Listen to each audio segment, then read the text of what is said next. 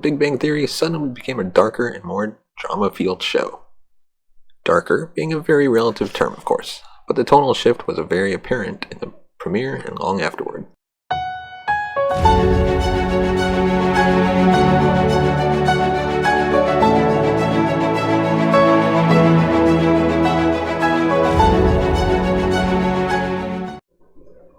Welcome to the Cinema Gold Show. I'm your host, Larry Lease.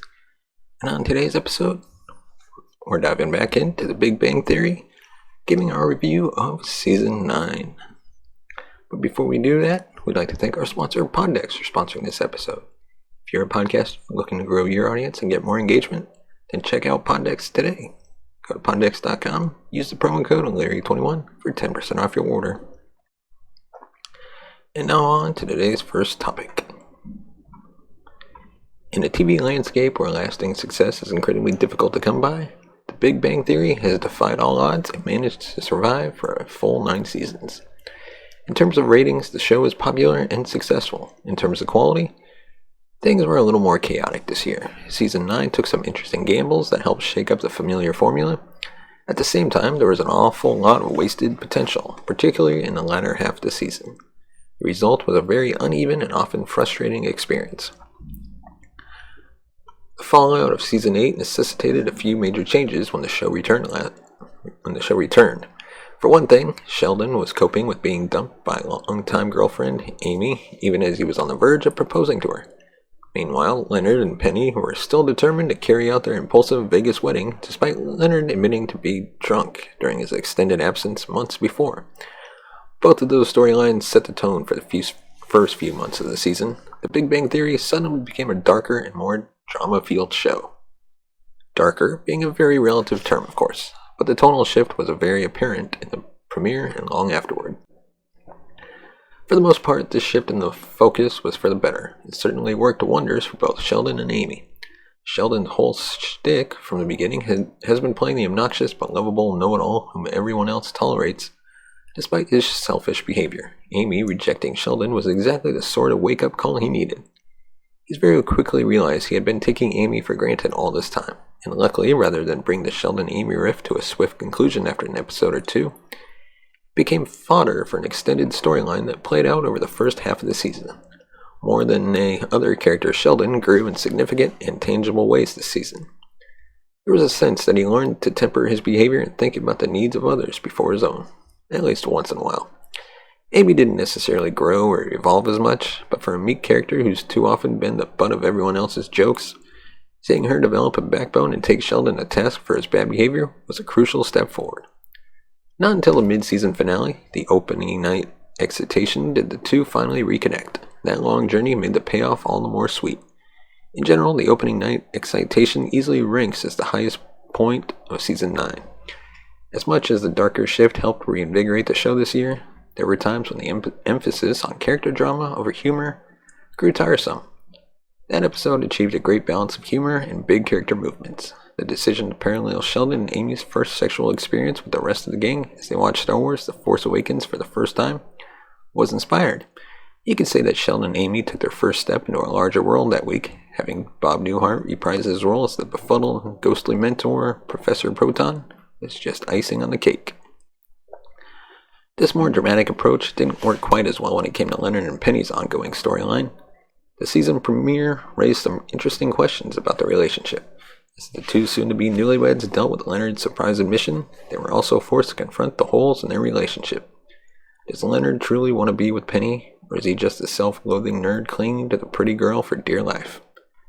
Does Penny want to be with Leonard forever, or is he merely the safe, steady life raft in her chaotic life? Does she even need him now that her professional life is in better shape than Leonard's? All of those fears and doubts were in the air, as the two considered one of the most important decisions of their life together. Ultimately, the writers seemed to brush those questions to the side. The two wound up getting married, and any fears about the health of the relationship were quietly forgotten. There were still points during the season where the show addressed some of those lingering issues between the two. There was the lingering problem of how to convince Sheldon that he couldn't be Leonard's roommate forever. A dilemma which formed the basis of the 2003 approximation. There were also occasional flare-ups of drama stemming from Leonard's repressed feelings of inadequacy about Penny becoming more financially successful. But for the most part, the season never took advantage of the potential drama set up in the premiere. That said, the first half of Season 9 followed a pretty consistent and enjoyable course, other than the platonic permutation, which among other things wasted a perfectly good Elon Musk appearance. There weren't any particularly lousy episodes during this stretch. The same could be said for the latter half of the season. Having wrapped up the ongoing Sheldon-Amy storyline, the writers finally turned their attention to the rest of the core cast. The show was long overdue for some Howard, Bernadette, and Raj-centric episodes by that point. But the real failure of this season came in its inability to utilize any of those three characters. For Howard, his struggle was a continuation of his chronic post-astronaut blues. Howard is constantly afraid that his life peaked during his time in space. He was determined to find some outlet for achieving financial success and proving that he could support his family. That struggle only intensified with the reveal in the Valentino Submergence that Bernadette is pregnant. As far as plot twists go, that wasn't exactly a bombshell revelation. It's inevitable that any sitcom that places so much emphasis on romantic drama and lasts as long as The Big Bang Theory has is going to tackle a baby storyline. The question is always whether the addition of a baby to the mix will upset the general dynamic and cause the show to jump the shark. Whether that will be the case with The Big Bang Theory is anybody's guess. As slowly as Bernie's pregnancy is advancing, we may not actually see the baby until the end of Season 10. There was a lot of potential for Howard in this year between his impending fatherhood and his lingering grief over his mother's death. There was also the running plot thread involving Howard collaborating with Leonard and Sheldon to build an advanced new guidance system. But rarely did any of that result in compelling storylines or memorable humor. For the most part, both Howard and Bernadette felt like bit players this season. Helberg's physical comedy never failed to entertain, such as the extended karaoke sequence and the positive-negative reaction, but that was about it. Then there was Raj. Despite having the most potential for great character drama this season, Raj managed to become the single most obnoxious character on the show. More than even intentionally annoying characters like Barry, it took months for the show to start tackling the fallout of Raj's failed breakup with Emily. From Season 8, it was difficult to understand why Spencer was elevated to series regular status this season, given how rarely she actually appeared. Not only that, it was frustrating to see her so underutilized when her slightly personality could be a terrific addition to the core group. When Emily did finally start entering the picture again, it was only to serve a new love triangle as Raj waffled over whether to keep dating Emily or pursue his new obsession, Claire. That love triangle quickly turned into a quagmire that damaged all three characters. Much like Emily, Claire had the potential to add something new and fun to the group dynamic. But the writers never showed an interest in her beyond her ability to inject drama into Raj's life. And as Raj began dating both women on the sly and gloating about it at every turn, he lost all of his usual appeal. Most of the time, Raj is the lovable loser whose crippling shyness and inexperience sabotage any chance he has at a lasting relationship. That quality quickly evaporated as Raj's behavior became more obnoxious and indefensible. One of the first goals with Season 10 should be to perform damage control on the character. The latter half of Season 9 was at its best incredibly uneven. It's no coincidence that these episodes that did stand out were very Sheldon-focused. As much as the show is guilty of prioritizing Sheldon over all the other characters, there's a reason for that. He can often carry the Big Bang Theory in its weakest moments, and that he did this year.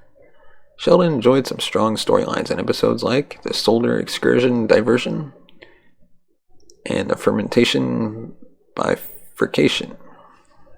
Not only did Sheldon help ramp up the humor level after the relatively dour first half of the season, he was able to continue his slow but tangible process of maturity. Unfortunately, Season 9 wasn't able to redeem itself in the final two-part storyline. The first half, the line substitution solution,